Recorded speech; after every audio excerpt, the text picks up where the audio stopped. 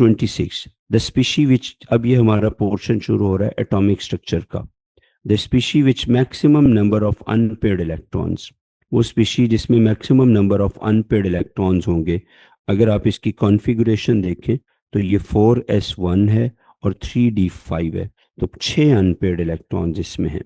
Fe positive 2 में 4 unpaired electron रह जाएंगे, मैंगनीज +2 में 5 अनपेड इलेक्ट्रॉन रह जाएंगे, कॉपर +1 +2 में 1 अनपेड इलेक्ट्रॉन होगा। Number 27, according to Pauli exclusion principle, two electrons in an atom cannot have identical set of 4 quantum numbers. ये कहता है कि two electrons in an atom cannot have the same values for the 4 quantum numbers. कुछ ना कुछ तो different होगा, और आखिरी जो डिफरेंस हो सकता है वो स्पिन क्वांटम नंबर है, लेकिन उससे पहले शेल भी डिफरेंट हो सकते हैं, सब शेल भी डिफरेंट हो सकते हैं, वगैरह वगैरह। 28, which quantum number determine the orientation of orbitals in space? Space में ओरिएंटेशन मैग्नेटिक क्वांटम नंबर बताएगा। ये बहुत अच्छा क्वेश्चन है, बहुत आता है। एन साइज के बारे में बताएगा, एल शेप के बारे में बताएगा, शेप ऑफ इलेक्ट्रॉन नहीं बेटे, shape in which the electron revolve around the nucleus, क्या रास्ता इख्तियार किया, गोल घूमना है, डंबल घूमना है, या कैसे। एम ओरिएंटेशन का बताता है, और जो एस है वो हमें आइडिया देता है किसका, स्पिन ऑफ द इलेक्ट्रॉन का। Number 29, orbital 2px and 3px, px same है लेकिन 2 शेल 3 शेल, तो साइज भी डिफरेंट और अगले शेल की एनर्जी भी different. Charlie is right option. 30, the total number of neutrons in H1, इसमें तो कोई भी नहीं होता। H2 जो है इसमें एक न्यूट्रॉन है एक प्रोटॉन है, H3 में 2 न्यूट्रॉन है और एक प्रोटॉन है, तो टोटल 3 न्यूट्रॉन्स हो जाएंगे। Beta is right option. 31, which particle is not deflected by electric field, electric field का एक पॉजिटिव एंड है और एक उसका कौन है, नेगेटिव एंड है। तो जो न्यूट्रॉन है जिसके ऊपर चार्ज ही नहीं है उसने किसी से भी डिफ्लेक्ट नहीं होना और सीधे पास होना जाना है। प्रोटॉन और इलेक्ट्रॉन ने डिफ्लेक्ट होना है। अगर कोई पॉजिटिव प्रोटॉन है तो उसने जाना है नेगेटिव की तरफ, और अगर कोई नेगेटिव इलेक्ट्रॉन है तो उसने चले जाना है पॉजिटिव प्लेट की तरफ।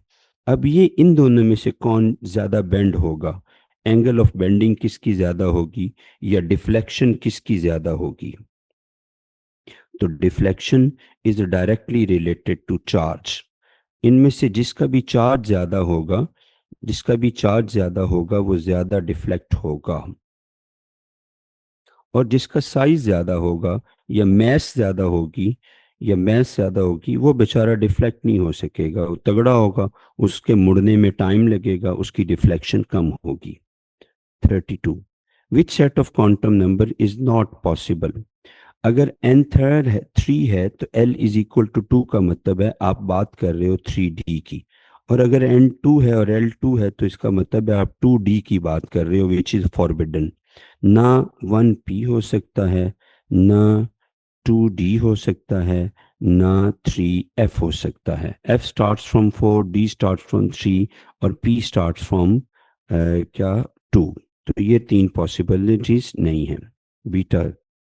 33, which electron has highest energy, सबसे हाईएस्ट एनर्जी किसकी होगी। ये देखें ये थर्ड शेल है और एल ये पॉसिबल ही नहीं है क्योंकि 3f पॉसिबल नहीं है बेटा हमारे पास। फिर है n is equal to 4, L is equal to 0, ये 4s की बात है। 3 is equal to 2, L is equal to 2, 3 n is equal to 2, ये d सब शेल की बात है 3d। n is equal to 5 और m इज इक्वल टू -2। अब आपको पता है m-2 किसके, m-2 d सब शेल के लिए हो सकता है और f सब शेल के लिए। p के लिए n m की वैल्यू -2 नहीं हो सकती, तो या तो ये 5d होगा या ये 5f होगा, या तो ये 5d होगा या 5f होगा, और दोनों सूरतों में ये इसकी ज़्यादा होनी है। 34, electron N L is equal phosphorus atom, वो अच्छा सवाल है। Phosphorus 15 electron, configuration 1s2, 2s2, 2p, 3s2 और 3। L is equal to 1 is for p subshell. तो 6 इलेक्ट्रॉन ये, 3 ये, इन सब के लिए L की वैल्यू जो है वो 1 है। तो आंसर के लिए L की वैल्यू जो है वो 1, आंसर विल बी क्या, 9। +1 नहीं होना, +1 की बजाय कोई भी हो सकते, -1 नहीं, सिर्फ 1 होगा। तो वो 9 बनेगा, 9 इलेक्ट्रॉन्स के लिए ये वैल्यू बनेगी। 35, which orbital is cylindrically symmetrical around z square. D z square आप एग्जैक्टली डी जी स्क्वायर पे बनाते हैं और साथ एक कॉलर भी बनाते हैं। The energy of the radiation of the wavelength 8000 angstrom is E1 and energy of the radiation of the wavelength 16,000 is E2। आपको पता है एनर्जी और वेवलेंथ दोनों एक दूसरे के इनवर्सली रिलेटेड हैं। तो जिस जिसकी भी वेवलेंथ कम होगी उसकी एनर्जी ज़्यादा होगी, और जिसकी वेवलेंथ ज़्यादा है उसकी एनर्जी कम होनी है। तो E2 दो मिलेंगे ना अगर, तो तब वो जाके एक E1 के बराबर होंगे, क्योंकि E1 वाली रेडिएशन जो है उसकी वेवलेंथ इससे कम है, हाफ है। तो एनर्जी डबल होगी, उसकी 2 टाइम्स होगी। 37, if charge to mass ratio of proton is represented by x। अब प्रोटॉन का चार्ज आता है आपको +1 और उसमें वैल्यू 1। इसी तरह से the ratio of alpha particle देख लो आप, this is equal to x। ये x कह रहा है, अल्फा पार्टिकल है हमारे पास, चार्ज कितना बोला +2 और मैस 4। इसका आंसर कितना बना, इसका आंसर बना 1/2। तो ये x/2 हो जाएगा, x इंटू 1/2, यानी जो भी वैल्यू है उसका half, delta will be right option. फिर the E/m ratio of proton is, वो मच स्मॉलर है इलेक्ट्रॉन से, चूंकि इलेक्ट्रॉन की मैस मच लार्जर है प्रोटॉन की मैस से, इसलिए E/m की वैल्यू प्रोटॉन के लिए कम होगी। 39 देखते हैं फिर हम लोग। 39, 39 देखिएगा जरा।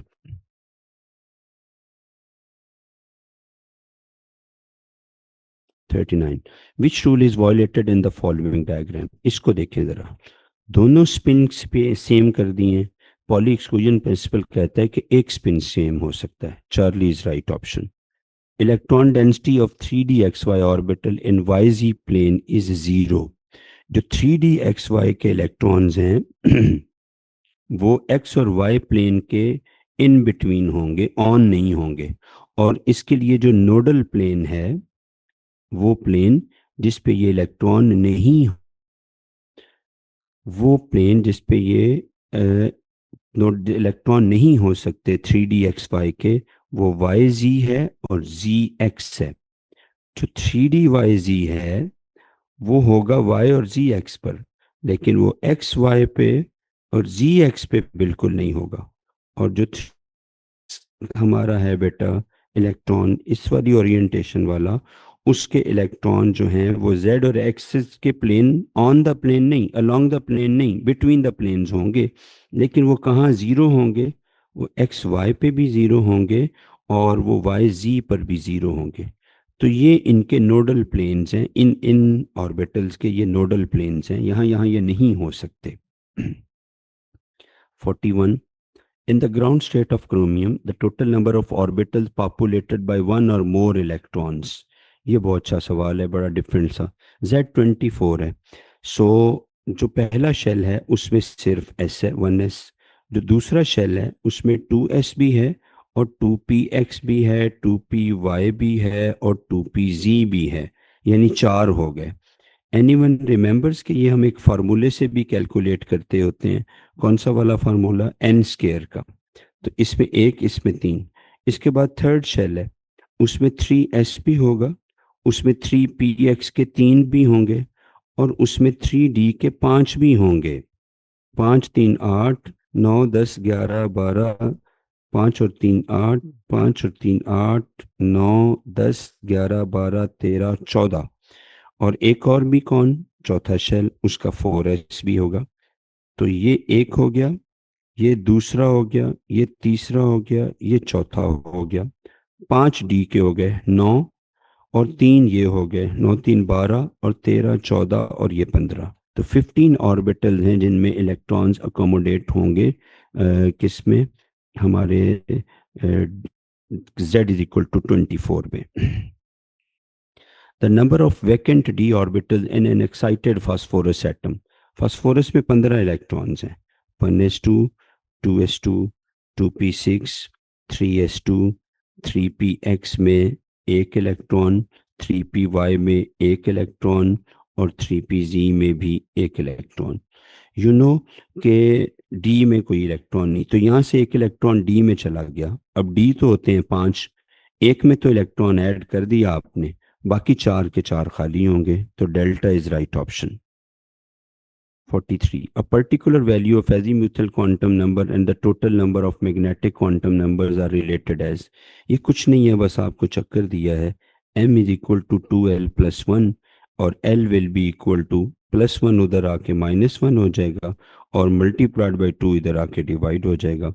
ये किया है यहाँ पे। 44. In an atom going away from the nucleus, electron nucleus से प्यार करता है, वो करीब रहना चाहते हैं, आप ज़बरदस्ती खींच के दूर लेके जाएंगे तो जाएंगे, ऐसी सूरत में उनकी एनर्जी बढ़ जाएगी। Charlie is your right option. 45.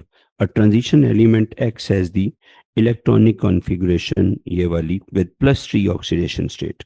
तो क्रिप्टॉन के 36 इलेक्ट्रॉन जमा डी के 5 इलेक्ट्रॉन, ये 36 और 5 कितने हो गए, 41 हो गए, और वो +3 स्टेट में है, मतलब उसने 3 इलेक्ट्रॉन लूज भी किए थे, तो वो भी ऐड कर लें। 44 उसके असल इलेक्ट्रॉन हैं न्यूट्रल फॉर्म में, तो जितने इलेक्ट्रॉन उतने प्रोटॉन न्यूट्रल एटम में, delta is right option. The nucleus of an atom contain n number of proton, इसलिए क्या होना चाहिए, there should be n number of extra nuclear electron, जैसे हमने यहाँ करने की कोशिश की, जितने न्यूट्रल एटम के इलेक्ट्रॉन उतना ही उसका एटॉमिक नंबर, बिल्कुल ऐसे ही यहाँ पे है, जितने उसमें n नंबर ऑफ, अगर प्रोटॉन है तो n नंबर ऑफ इलेक्ट्रॉन होने चाहिए न्यूक्लियस के बाहर। The ratio of the energy of the photon having frequency, energy is directly related to frequency बच्चों। तो अगर एक की फ्रीक्वेंसी 2 × 10⁻15 है और दूसरे की 1, तो ये जो पहले वाला है उसकी 2 टाइम्स एनर्जी है, तो ये रेशो ऑफ एनर्जी वही है जो रेशो ऑफ फ्रीक्वेंसी है, क्योंकि एनर्जी और फ्रीक्वेंसी एक दूसरे के साथ डायरेक्टली रिलेटेड है। तो ये है 2 × 10⁻15 और एक है 2 × 10⁻1, तो 2:1 की है रेशो बेटा। 48. One of the following transition in hydrogen atom, the one which gives the emission line of lowest frequency, again lowest frequency का मतलब वो लाइन जो lowest energy emit करेगी, तो वो हम देख लेते हैं। N2 से N1 में ज़्यादा एनर्जी है, लेकिन N1 से N2 में तो जाना ही नहीं है ना, आपने इमिट करना है ना बेटा, तो ये तो पॉसिबल ही नहीं है ना, ये पहले वाला। तो इसी तरह से तीसरे से पांचवें वाला भी गलत है, हमने तो वापस आना है। तो पांचवें से तीसरे में आते हुए ज़्यादा एनर्जी में कम एनर्जी में चेंज है, और दूसरे से पहले में आते हुए एनर्जी में चेंज ज़्यादा है। तो जहाँ एनर्जी चेंज कम है वहाँ फ्रीक्वेंसी भी कम है। n is equal to 5 to n is equal to 3 will be the right option.